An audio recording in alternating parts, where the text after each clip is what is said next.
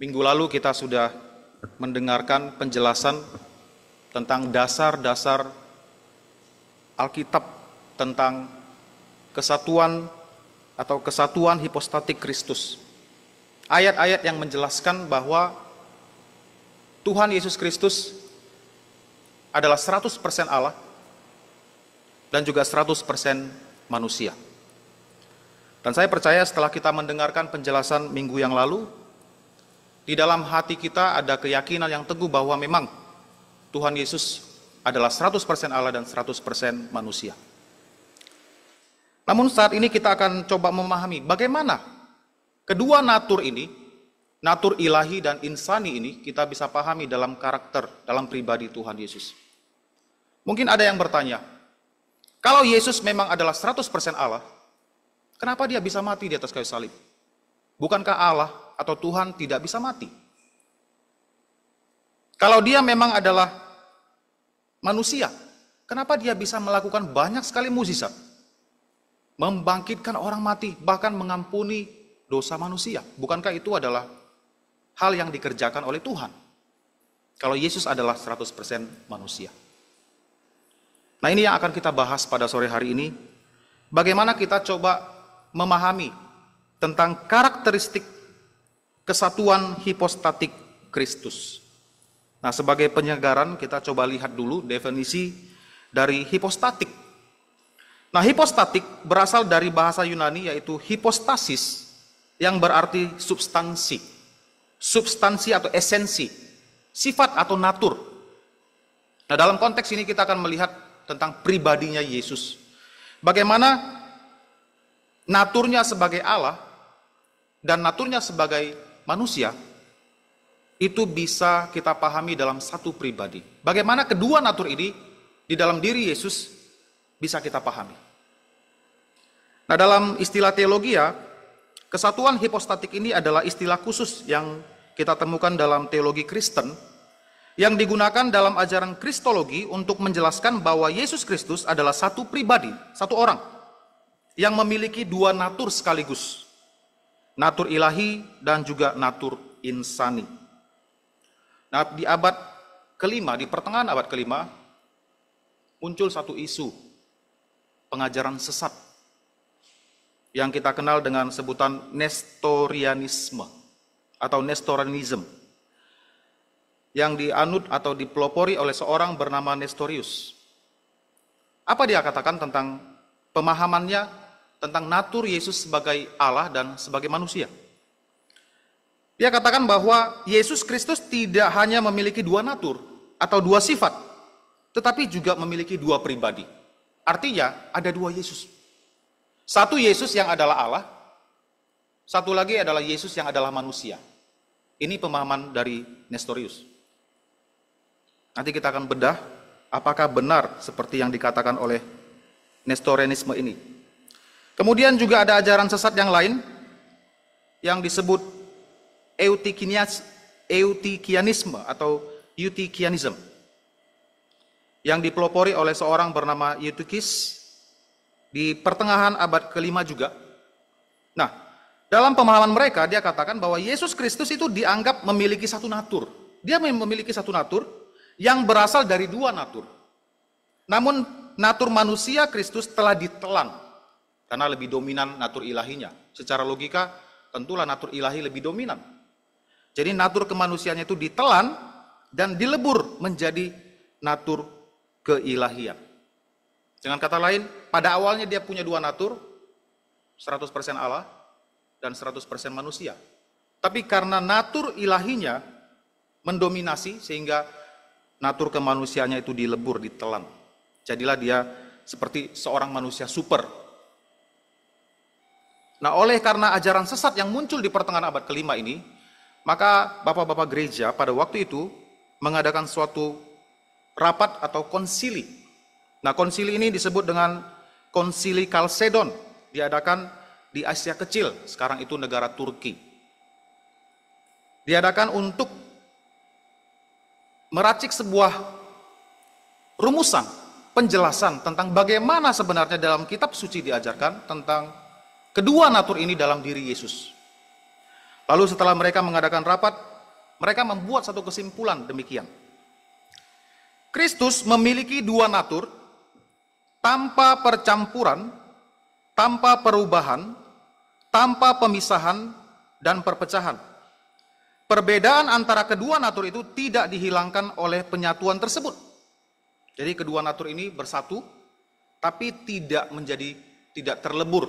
Tetap dia 100% manusia, dan di saat yang sama dia adalah 100% Allah. Melainkan masing-masing natur tetap mempertahankan sifat alaminya. Dan keduanya bersatu dalam satu pribadi dan satu hipotasis. Sehingga ia tidak terbagi atau terpisah menjadi dua pribadi. Melainkan satu dan sama. Dia adalah anak Allah yang tunggal, dia adalah Allah, dia adalah firman yang menjelma menjadi manusia, dia adalah Tuhan kita Yesus Kristus yang adalah satu pribadi yang sama. Nah, ini adalah rumusan yang mereka putuskan dalam konsili Kalsedon itu.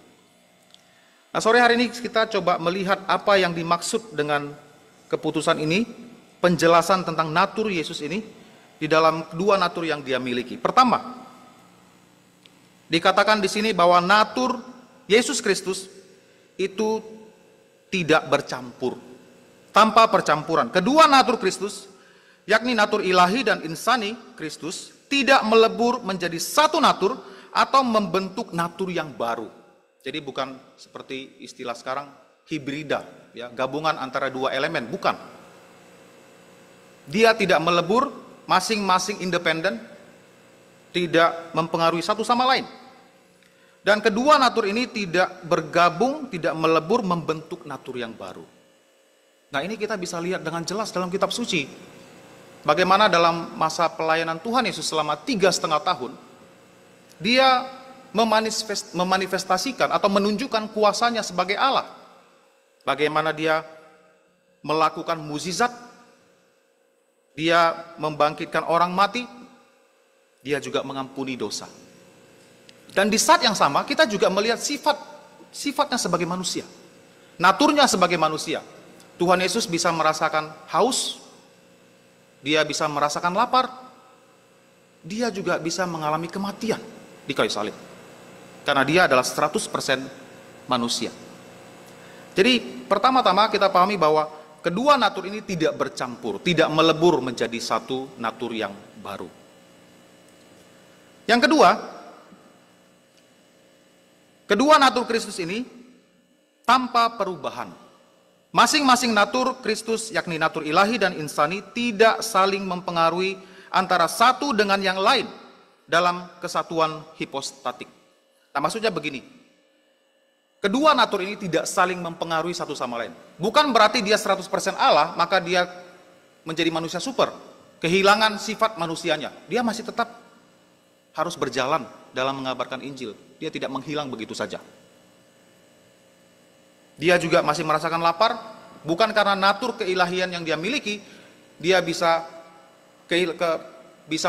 tidak lapar lagi, tidak haus lagi, kehilangan semua sifat-sifat manusia, tidak. Masih ada dan tidak mempengaruhi satu sama lain. Demikian juga ketika dia menjadi manusia. Bukan berarti ketika dia menjelma menjadi manusia, maka sifat ilahinya menjadi lemah. Dia tidak bisa lakukan mukjizat, dia juga tidak bisa mengampuni dosa, tidak. Dia tetap lakukan. Dia tetap memiliki sifat-sifat ilahi itu. Dan dia ketika menjelma menjadi manusia, tidak meninggalkan sifat atau naturnya sebagai Allah.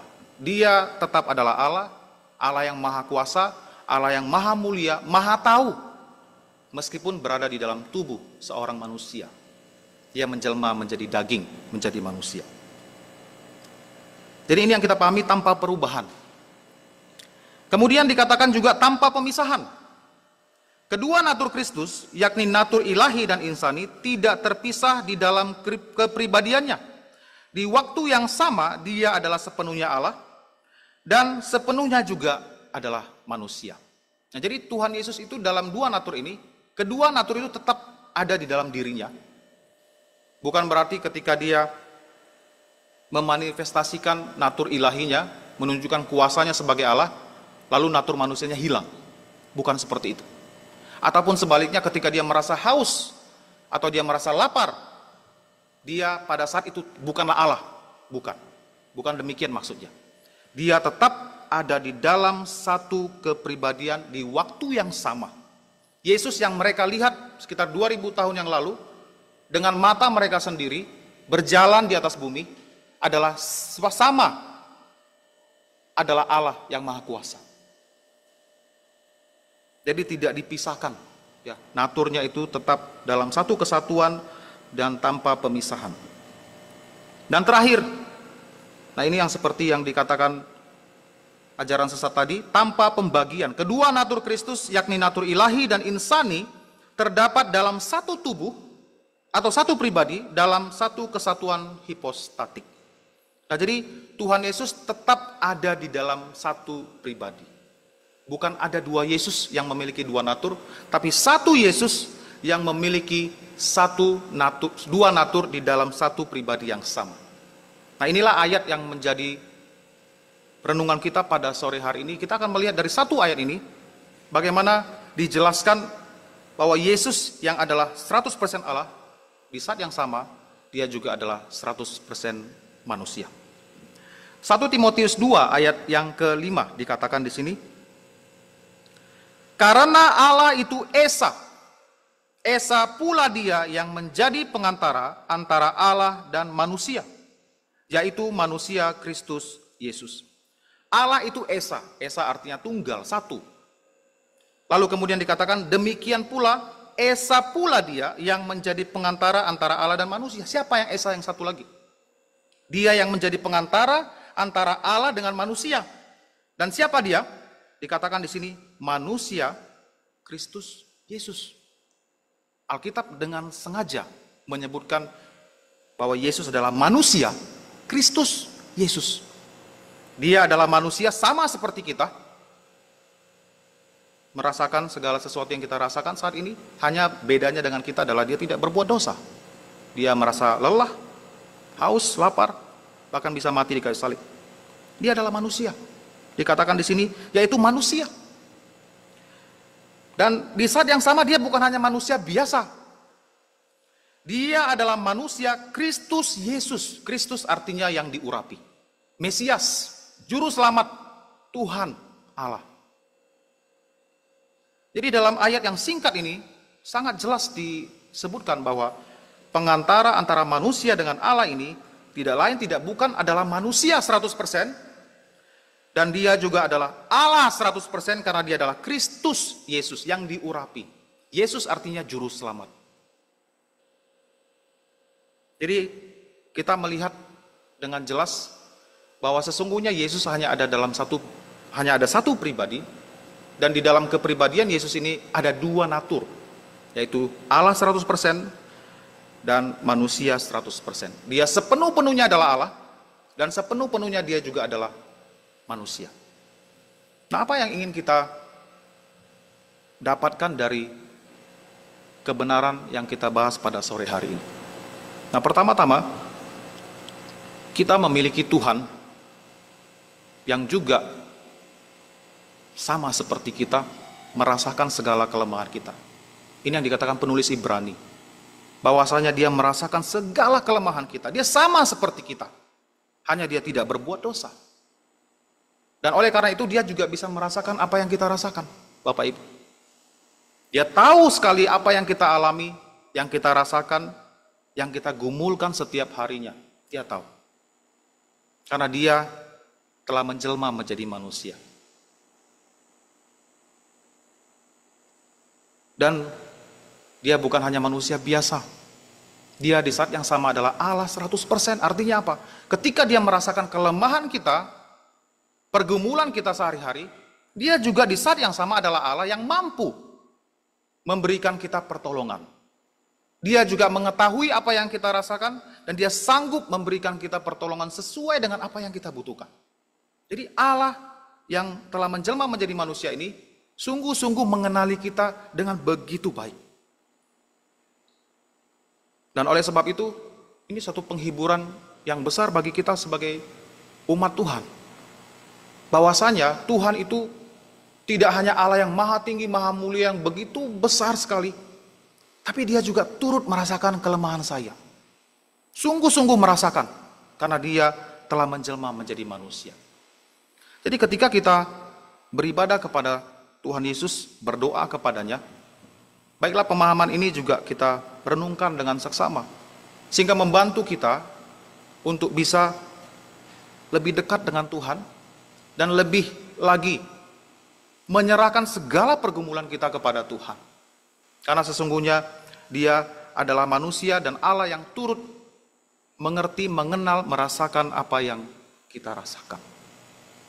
Nah, kita juga bersyukur bahwa Tuhan Yesus yang adalah 100% Allah dan 100% manusia ini telah mati di kayu salib untuk menebus dosa-dosa kita. Karena hanya Allah yang bisa menebus dosa umat manusia. Kita manusia berdosa tidak bisa menebus dosa manusia lainnya. Dan kita bersyukur dia telah rela menjelma menjadi manusia, mengambil rupa sebagai seorang hamba, lalu mati di kayu salib untuk menggantikan kita menerima segala hukuman dosa yang kita harus tanggung. Dan oleh karena dia adalah 100% manusia, dia boleh layak untuk mewakili kita mati di kayu salib. Dan oleh karena dia 100% Allah pula, maka pengorbanannya di kayu salib itu sah ataupun diterima ataupun sesuatu yang berkenan kepada Allah. Karena dia sama sekali tidak berdosa. Kita ingat persembahan yang dilakukan atau diberikan oleh orang-orang Israel. Kambing domba yang harus dikorbankan kepada Allah harus tidak bercelah, tidak bercacat untuk menghapus dosa-dosa mereka. Demikian juga Yesus Kristus, dia adalah manusia 100% dan Allah 100%, tidak bernoda, tidak bercacat. Oleh sebab itu pengorbanannya di kayu salib telah menghapus segala dosa-dosa kita. Dan kita yang telah percaya, kita bersyukur bahwa kita sudah mendapatkan pengampunan dosa. Dan kita juga sudah mendapatkan kehidupan kekal di sorga. Ketika kita meninggalkan dunia ini, ada tempat yang disediakan Tuhan bagi kita di sorga. Nah, inilah penghiburan yang kita dapatkan dari kebenaran firman Tuhan tentang dua natur Kristus dalam satu pribadi yang sudah kita dengarkan bersama pada sore hari ini. Nah, kiranya ini bisa menjadi berkat bagi kita sekalian. Mari kita berdoa. Bapa Sorgawi, kami bersyukur untuk Tuhan Yesus yang telah menjelma menjadi manusia untuk menyelamatkan kami manusia berdosa. Biarlah kami juga menyadari bahwa ketika Tuhan Yesus menjelma menjadi manusia, dia adalah Allah 100%, dia maha kuasa, dia maha mulia, dan dia juga turut merasakan segala kelemahan yang kami rasakan. Sehingga kami juga mau menyerahkan segala pergumulan kami, kesulitan, kesusahan hidup kami kepadanya. Bapa Sorgawi, kami juga bersyukur untuk karya penebusan Tuhan Yesus di kayu salib. Oleh karena dia telah memberikan dirinya bagi kami, sehingga kami manusia yang berdosa beroleh pengampunan dan kehidupan kekal di sorga. Ajari kami selalu untuk hidup berkenan kepadamu. Di dalam nama Tuhan Yesus kami berdoa. Amin.